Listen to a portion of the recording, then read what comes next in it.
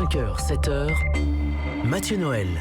Grand débat peut toujours en cacher un autre. Depuis la mi-avril, une grande consultation est lancée sur le stockage des déchets nucléaires. Et en pleine campagne des européennes, c'est un dossier qui n'est pas mis en avant. Et oui, on le voit, La République En Marche place en tête de son programme l'écologie. Les principaux candidats, main sur le cœur ou doigt pointé, évoquent bien évidemment la cruciale transition écologique avec sincérité ou calcul. Mais il existe un enjeu très concret qui est un casse-tête pour l'État. Comment stocker les déchets nucléaires ? Une grande consultation nationale sur la politique de gestion des déchets des centrales a commencé le 18 avril. Et le projet est d'enterrer, on le sait, dans un immense sarcophage pour des dizaines de millions d'années à Bure, dans la Meuse, les déchets nucléaires est au cœur des débats. La semaine dernière, les militants antinucléaires ont organisé sur place un week-end mobilisation qui, à Bure, devient un peu le Larzac atomique.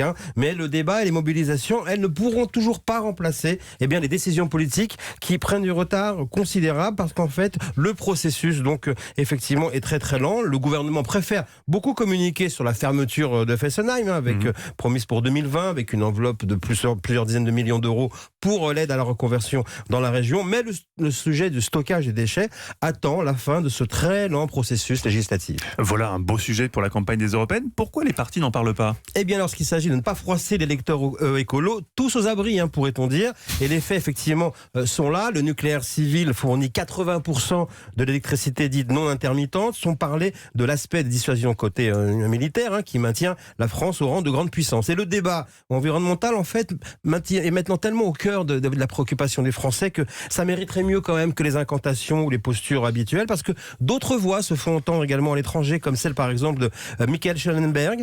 Il est nommé héros de l'environnement depuis 2008 par la presse américaine. Il préside un institut sur l'écologie. Il est un fervent militant de la lutte contre le réchauffement climatique et ardent défenseur du nucléaire comme garantie de l'énergie propre. Figure de proue des écolo-modernistes, ces écologistes pragmatiques. Et pour lui, le nucléaire civil sauve des millions de vies, coûte moins cher que les renouvelables, dont l'impact premier, dit-il, est surtout d'augmenter le coût de l'électricité. D'autres acteurs de l'environnement en Europe appellent à regarder le modèle français et non pas allemand pour être efficace dans la lutte contre les réchauffements. En attendant, l'État ne reste pas inerte puisque dans les prochains jours devrait être entérinée par le président de la République une profonde réorganisation du nucléaire français.